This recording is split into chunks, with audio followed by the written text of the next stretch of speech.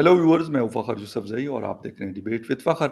आज की डिबेट में बात करेंगे पाकिस्तान के अंदर क्या हो रहा है और बाकी दुनिया में क्या चीज़ें चल रही हैं। स्पेशली हमारे पड़ोस का जो मुल्क है हिंदुस्तान, वो क्वाड का मेंबर है और क्वाड समिट चल रहा है, शुरू होने वाला है जापान टोक्यो में।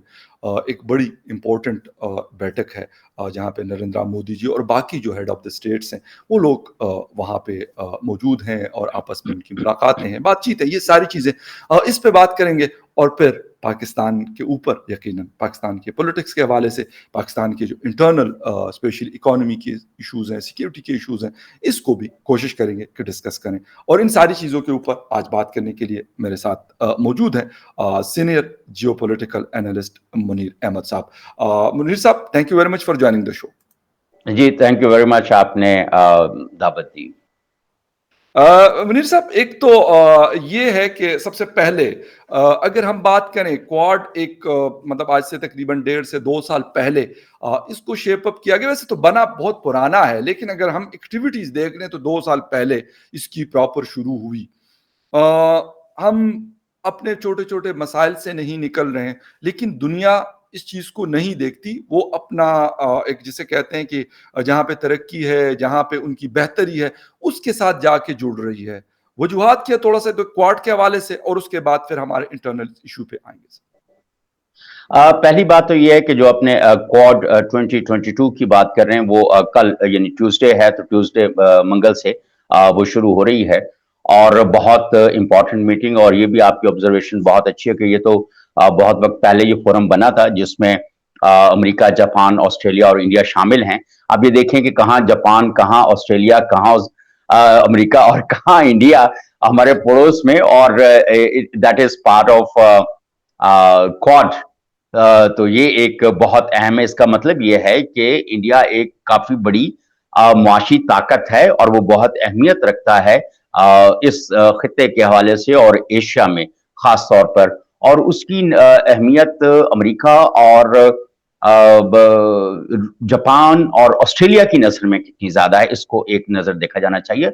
और ये भी आपकी बात बिल्कुल सही है कि ये 2-3 बरस पहले जो है इसको रीएक्टिवेट किया गया, और इसमें एक नई रूह फूंकी गई, क्योंकि अमेरिका को मालूम था कि, और जापान को भी मालूम है कि जो इस वक्त सूरत हाल खित्ते की हो रही है, जिस तरह से चीन जो है वो कुवत पकड़ रहा है और बहुत बड़ी माशी ताकत बन चुका है, और उसकी ट्रेड जो है ना सिर्फ रीजन के अंदर, एशिया के अंदर, बल्कि दुनिया के अंदर बाज लोग कहते हैं कि वो अमेरिका से भी ज्यादा है। लेकिन समहाउ अमेरिका को माशी ताकत बरकरार रखने के लिए कुछ स्टैटिस्टिक्स में तब्दीली की जाती है, जिसकी बुनियाद के ऊपर चीन को दूसरी माशी ताकत गर्दाना जाता है। ये तो एक बात है।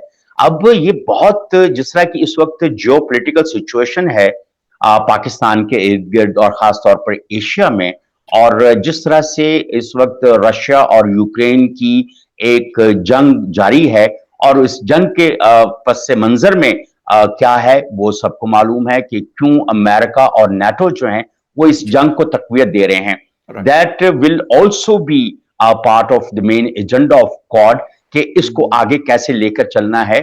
और फिर जो सबसे अहम मसला है इस वक्त क्वाड के सामने, वो चीन है।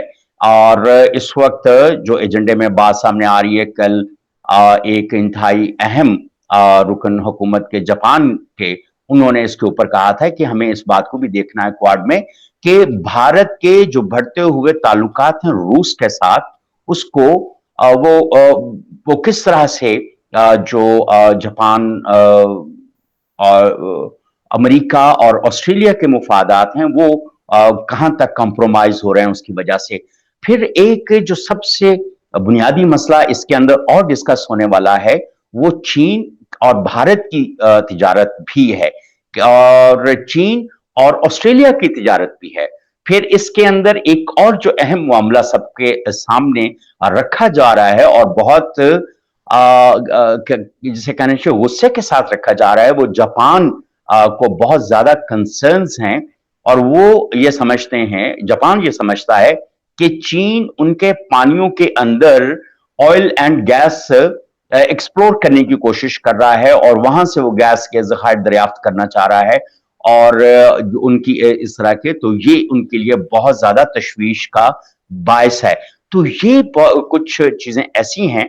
और क्वाड में ही एक और चीज जो डिस्कस होने वाली है वो ये है कि जो नई कोल्ड वॉर शुरू हो चुकी है चीन में के खिलाफ, जी, उसमें भारत का मुमकिना रोल क्या हो सकता है। जापान और अमेरिका वो कैसे स्ट्रेटेजिकली भारत को सपोर्ट करें कि वो चीन के खिलाफ ऐसे इंतहाई इकदामात उठा सके जी, जिससे चीन की माशी तरक्की के पहिए की रफ्तार को आहिस्ता किया जा सके। राइट, और इसी तरह से ऑस्ट्रेलिया एक और बहुत अहम मुल्क है। जी, बिल्कुल, उसकी भी कुछ तिजारत जो चीन के साथ है वो बहुत ज्यादा बढ़ गई है, जिसपे जापान और अमेरिका को खास तौर पे तशवीश है। तो इसके ऊपर भी बात होगी कि अगर ऑस्ट्रेलिया चीन के साथ तिजारत नहीं करता तो फिर उसके लिए ऑल्टरनेट क्या हम्म, है। क्या किसी और जगह से कंज्यूमेबल्स और दूसरी जो इंडस्ट्री इक्विपमेंट्स हैं वो सस्ते दामों में और अच्छी स्पेक्स के साथ कहां से ऑस्ट्रेलिया को मिल सकते हैं। तो ओके, इस तरह बहुत सारे मामलात ऐसे, इवन अमेरिका के अंदर जो सबसे ज्यादा तिजारत है वो चीन की है।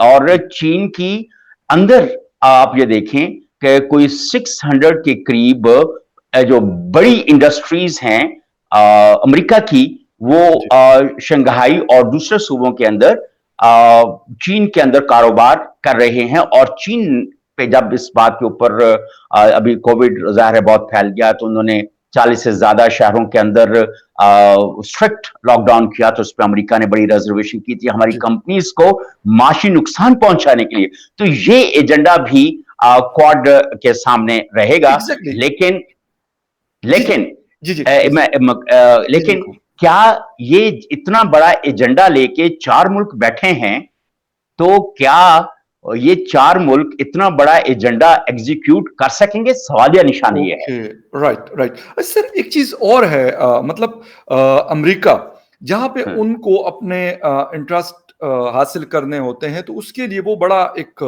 जबरदस्त किस्म की स्ट्रेटजीज भी सर बनाते हैं।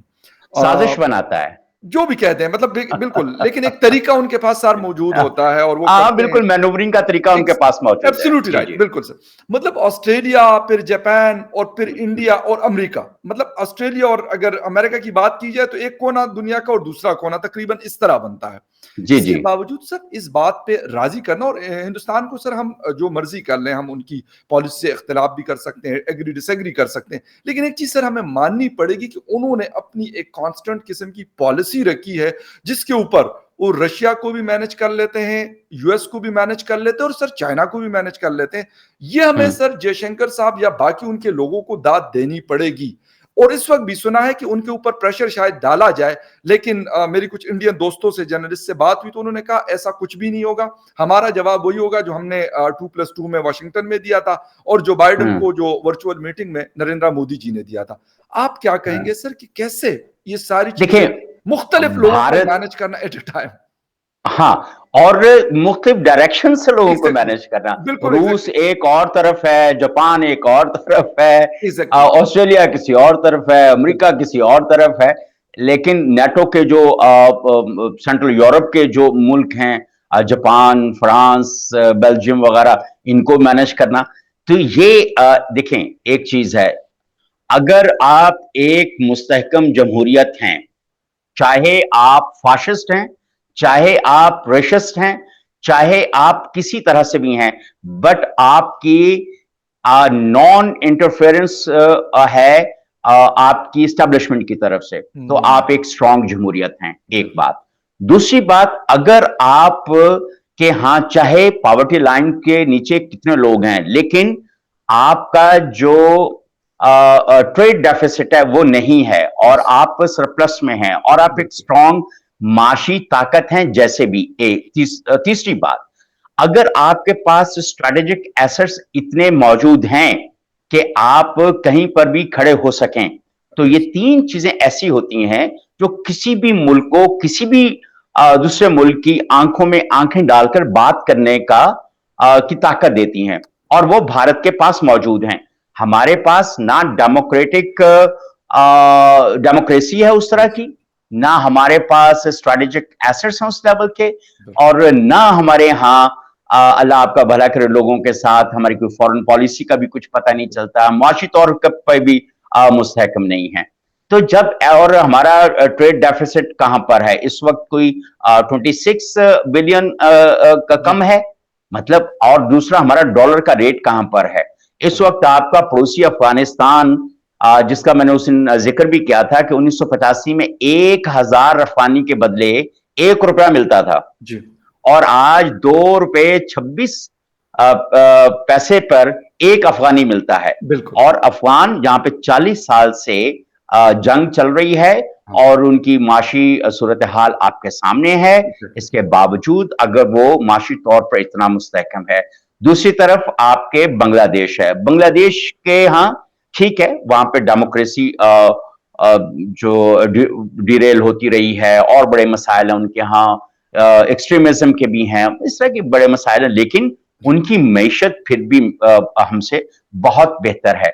यस, और शायद इसी वजह से बांग्लादेश भी हमसे बेहतर नेगोशिएट कर लेता है यूरोप और अमेरिका के साथ। बिल्कुल सही। तो हमें ये मानना पड़ेगा कि हमें अपने जो अंदरूनी मामलात हैं उनको बेहतर करना पड़ेगा।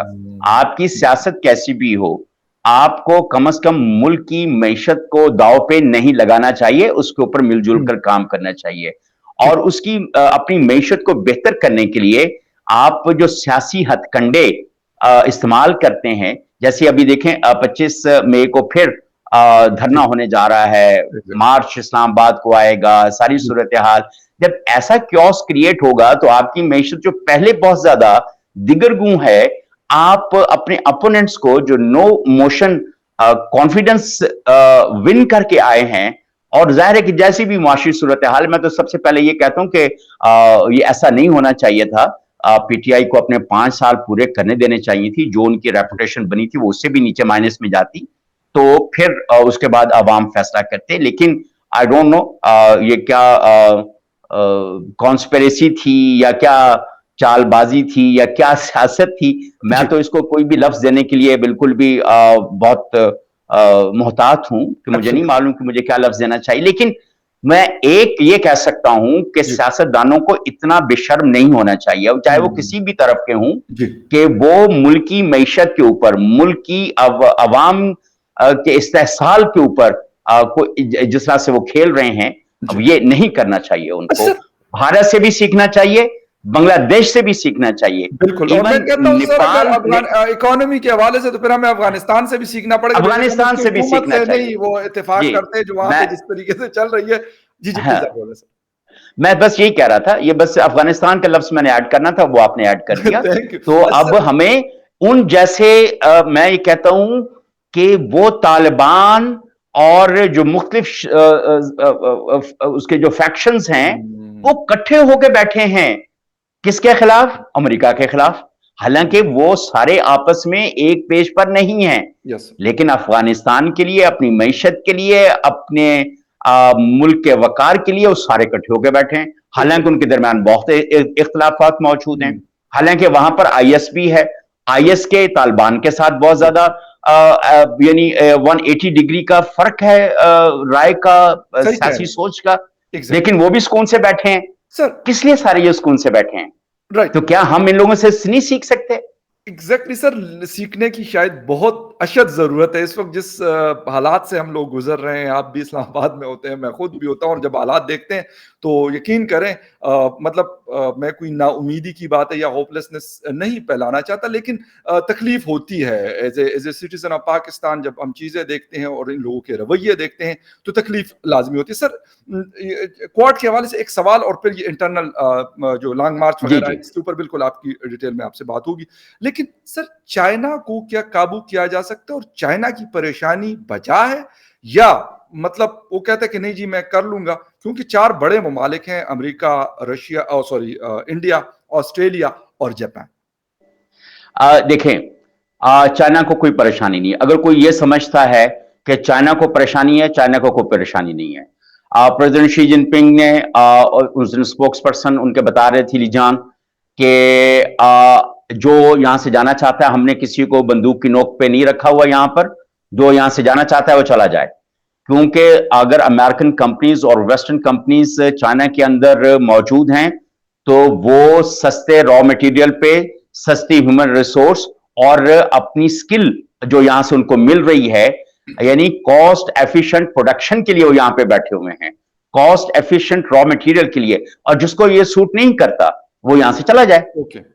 अब उसमें ये होगा जी। कि देखें, ये बात भी बिल्कुल सही है कि वेस्टर्न कंपनीज वहां पर हैं, कैनेडियन कंपनीज वहां पर हैं, ऑस्ट्रेलियन कंपनीज वहां पे हैं, सबसे ज्यादा अमेरिकन कंपनीज वहां पर हैं।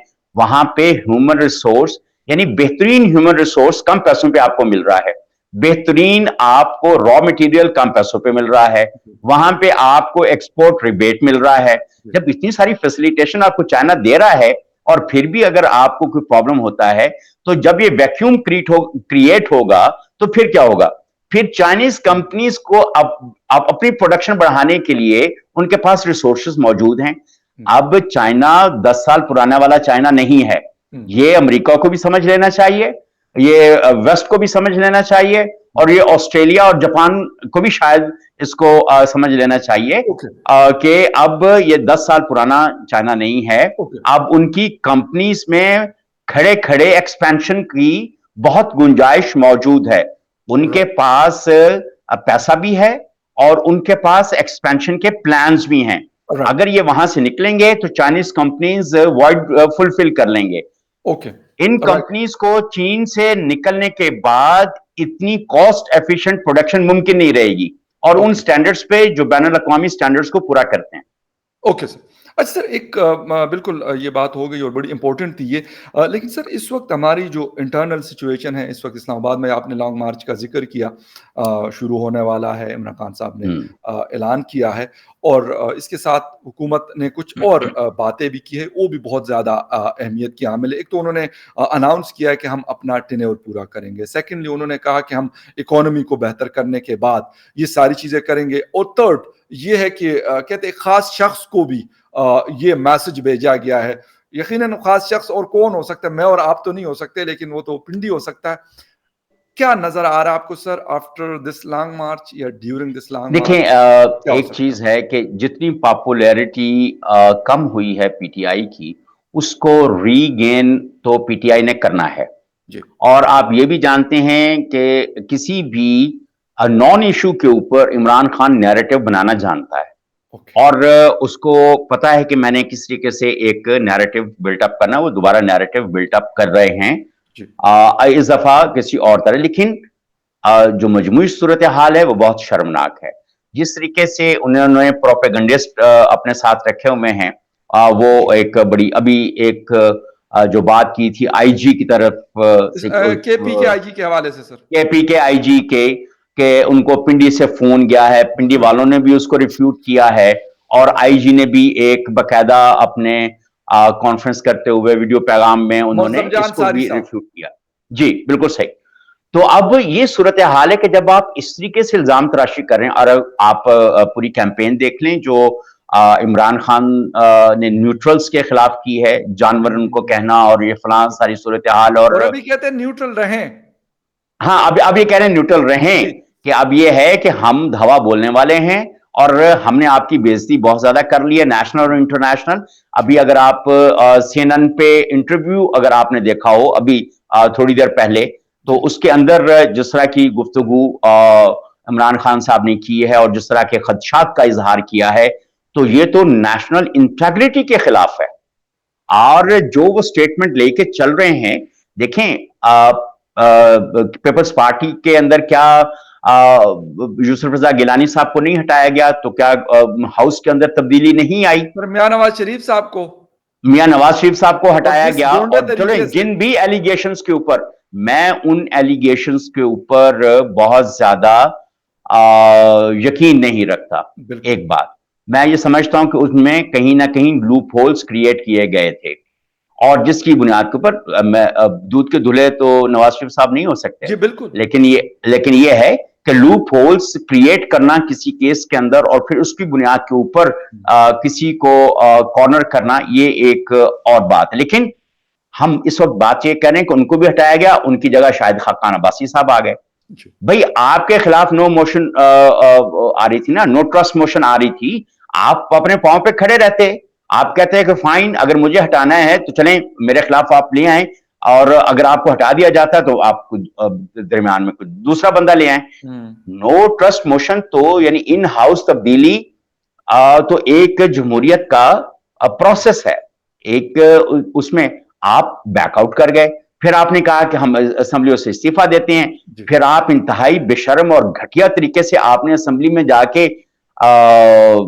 तनख्वाहें भी वसूल कर ली, अपने सारे लवाजमात वसूल कर लिए। तो यार किसी जगह देखो फखर, देखें अगर मैं और आप हम छोटी सी बात के ऊपर अगर कहीं पे कोई कर देते हैं ना, तो फिर हम उसको ओन करते हैं, हम कहते हैं नहीं मैंने फखर के साथ ये प्रॉमिस किया था या मैंने ये बात की थी। अब फखर तो मैं तो इस पे बड़ा लेट डाउन हो रहा हूं, लेकिन फिर भी मुझे कायम रहना चाहिए अपनी बात के ऊपर। अगर आप कौमी सतह के सियासतदान हैं तो क्या आप बेशर्मी से मुकर जाएंगे? मतलब ये बहुत सारी चीजें आप, अगर आपका वो है, आप कहेंगे भाई ठीक है हम तो पैसे नहीं लेते, आपने तो नवाज शरीफ हुकूमत में भी पैसे ले लिए थे, सारा साल आप धरनों में रहे और वापस आके आपने मिलियंस, हर शख्स ने करोड़ों रुपए जो है वो लेके वो घर चला गया।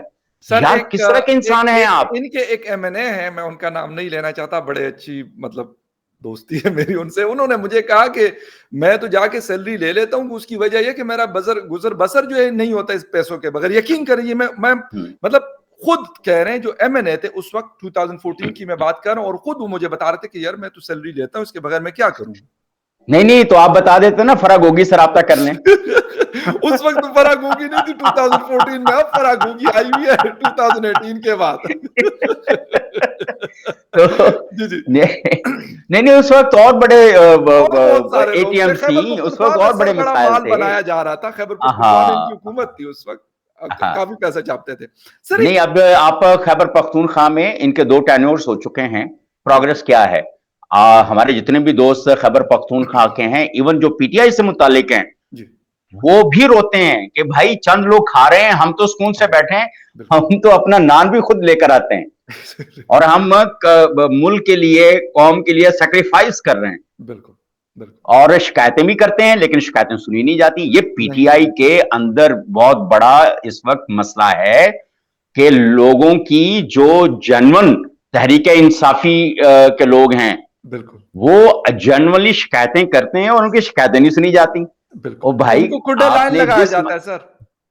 आपने जिस मकसद के लिए आपने तहरीक इंसाफ शुरू की थी, आपके सियासी इंसाफ होगा, समाजी इंसाफ होगा, कानूनी इंसाफ होगा, तो वो आप अपने अंदर ही वो लोग जो आपको शिकायत करते हैं उनकी शिकायत नहीं सुनी जाती। मैं कैन यू बिलीव, आप मुझे कहें तो मैं अभी आपको बहुत सारे नाम ऐसे बता सकता हूं जो ये शिकायत करते हैं, कहते हैं भाईजान मसला ये है लेकिन हम बोल भी नहीं सकते। एग्जैक्टली सही कह रहे हैं, हम बोलेंगे तो हम हमारे साथ जहांगीर तरीन तो फिर कुछ था, अलीम खान फिर कुछ था, चौधरी सरवर जो साबिक गवर्नर फिर बड़े लोग थे, हम तो छोटे लोग हैं, हमें तो पता नहीं क्या हमारे साथ हो जाएगा। एग्जैक्टली सर, ये थ्रेट्स भी मौजूद हैं उन पे। नहीं, आपकी बात बिल्कुल मैं एग्री कर रहा हूं आपकी बात से। सर आखिर में एक चीज, इमरान खान साहब जो एस्टेब्लिशमेंट के ऊपर प्रेशर डालना चाहते थे या जो मैसेज देना चाहते थे, पिछले अगर हम ऑलमोस्ट कोई 1 महीने से देख लें जिस तरीके से उन्होंने किया जो कुछ, सर अगर इसकी जगह कोई और कर लेता, एक इस वक्त हमारे खैबर पख्तूनख्वा से ही अली वजीर साहब जेल में हैं, कहा कि इसने रियासत के खिलाफ सर तकरीरें की और बेचारे का एक केस से जमानत होती है, दूसरे में लटकाया हुआ होता है। सर इमरान खान साहब को क्यों इस तरह की चीज नहीं हुई, वजह क्या है? मतलब एज ए पश्तून आप कहें या एज ए इंडिपेंडेंट जर्नलिस्ट कहें, मेरे दिमाग में ये सवाल उठता है, क्योंकि अगर उसको आपने जेल में डाला है, आपने कहा रियासत के खिलाफ, तो ये तो आपको सीधा सीधा बता रहा है, मतलब कोई कभी कभी जानवर कहता है, कभी क्या कहता है, कभी क्या कहता है, तो मतलब मैसेज चला गया और वो भी अंडर प्रेशर हो गए। अच्छा, मैं अब इसमें 2 बातें, एक तो आपने जो पहले फाटा के इजला थे मोहसिन दावर और अली वजीर और इस तरह की जो क़यादत थी, उनके कुछ बहुत जेन्युइन कंसर्न्स थे, जिनको बहुत मिस इंटरप्रेट किया गया, एक बात। सर और अब ये देखें, हर इलाके की अपनी रिवायात होती हैं, वहां पे सियासत, वहां पे समाज, वहां पे मईशत, सब अपनी रिवायात के मुताबिक चलती है। पंजाब में भी ऐसे ही है, बिल्कुल वहां पे अपने हिसाब से चलता है।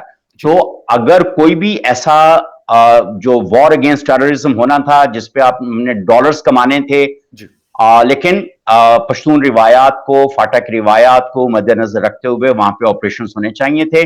और अब वहां पर हमारे कुछ जो आला फौजी कमान थी, उन्होंने इसको बहुत मिस इंटरप्रेट इस तरह से भी किया जी कि उन्होंने अगर कोई बात की तो उसको एग्जैजरेट किया गया। बिल्कुल आई डोंट नो उसकी क्या वजह थी, क्या नहीं थी, क्योंकि जो स्टेटमेंट्स हम इंटरनेशनल मीडिया में उनकी देखते थे, तो वो कॉन्फ्लिक्टिंग जरूर थी, लेकिन थ्रेटनिंग नहीं थी, थ्रेट क्योंकि हमारे इदारों ने कॉन्फ्लिक्टिंग ओपिनियन को थ्रेटनिंग बनाकर पेश किया। ये मेरा पॉइंट ऑफ व्यू है, क्योंकि मैं अब जाहिर है कि इंटरनेशनल मीडिया में बिल्कुल हमने भी काम किया है और जी अभी तक उठते बैठते हैं, जी सारी बिल्कुल चीजें देखते भी हैं। तो मेरा जाती पॉइंट ऑफ व्यू, मुमकिन है कि जब इसके ऊपर बात हो तो कोई और डायमेंशन भी इसकी सामने आए। बिल्कुल दूसरी तरफ इमरान खान की कोई रिवायात का ऐसा कोई सिलसिला नहीं था, लेकिन इसके बावजूद अब आप ये देखें कि 126 दिनों के जो धरना था या उससे पहला जो मार्च था, अगर इसको हम देखें तो हमें 100% पीटीआई और हमारे इदारे जो हैं वो सेम पेज पे नजर आते हैं। जी उनकी मंशा के बगैर इतना धमाका खेज खिड़की तोड़ साल जो बिल्कुल है वो नहीं मनाया जा सकता था, जी वो मनाया गया। और फिर जिस तरह से वो आए, वो भी सबको पता है कि किन लोगों को फोन गए, जी कैसे इलेक्टेबल्स इनके साथ आए, जो भी सारी सूरत हाल, वो भी तीसरा फेज अब जो आया है, और इसमें जिस तरह से इमरान खान ने जबान इस्तेमाल की है, किसी इदारे ने सवाए आईएसपीआर ने या दूसरों ने उसको कि नहीं ऐसा नहीं है और ये ऐसा नहीं है, जी इतनी माइल्ड लैंग्वेज के अंदर, शायद अब इसकी दो वजूहत हो सकती हैं, जी माइल्ड लैंग्वेज रखने का या माइल्ड बिहेवियर रखने का। दो वजूहत हो सकती हैं। सर एक पहली बात तो यह है कि इमरान खान ठीक कह रहा होगा, पहली बात। जी अगर फखर आप मेरे बारे में सच कह रहे होंगे तो मैं थोड़ा सा दब जाऊंगा, ओके एक बात। राइट अब मैं कहूंगा कि नहीं यार, ये फखर कह तो ठीक ही रहा है, लेकिन ये कल को कोई और भी फसाद पैदा कर सकता है, बिल्कुल सही ठीक और उसके पीछे कुछ और वजूहात भी होंगी, जी जिसकी बुनियाद के ऊपर। और दूसरी बात ये हो सकती है कि अब आपस में कोई कुनाइवेंस हो, मिले हुए हों आपस में।